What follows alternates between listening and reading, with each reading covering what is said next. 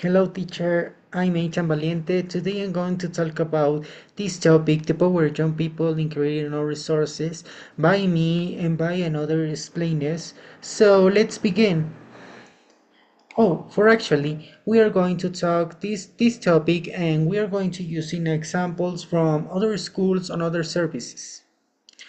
A little introduction to share is this. I want to share a young people who are changing the world. This could be an early experience or great ideas to protecting our natural resources like water, energy, and forests and clean air. These little minds are changing the world in a radical way. So we are maybe young, but they are very powerful and they are now awareness, connected and more connected than ever. But what is these ideas they are making to change the world? The first idea is called "We lead by example." Across the globe, young people are taking real action. When we're talking about real action, we are making about the don't cross your shoulders. Make something. In schools, we see students creating recycling programs, using less electricity, and organizing cleanup campaigns.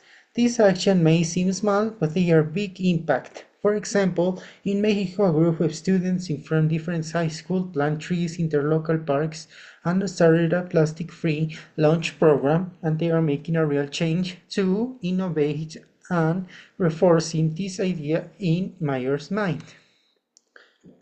The idea number two is we use technology and creativity. When we talk about technology and creativity, we are making have a lot of ideas. We can use AI to make the homeworks, but that is not true because our generation grow up with technology. All grow up with technology, but in the small areas we use it for a good way and a bad way. These young inverters have created apps to track the water and helps community to reduce energy waste, who conserve and save the world. A group of teenagers in India developed a small water filter made from natural materials, and the students in the USA created a solar powered backpacks to help children in rural areas. These are great ideas because when you are making something and you are helping your community, your ideology on everything else, you can make it over here. The idea number three is we change habits and mindsets. When you talk about habits, you're making about what we usually do. You can change your clothes, change your clothes, you can make coffee, make sense, and your mindset are making the sources. When you start at home, when you turn off the lights, you take your shoes, your shower, reduce the scholar supplies, or avoid the single use of plastic. We are sending a message. We care the explanation of the word and we don't have to date it.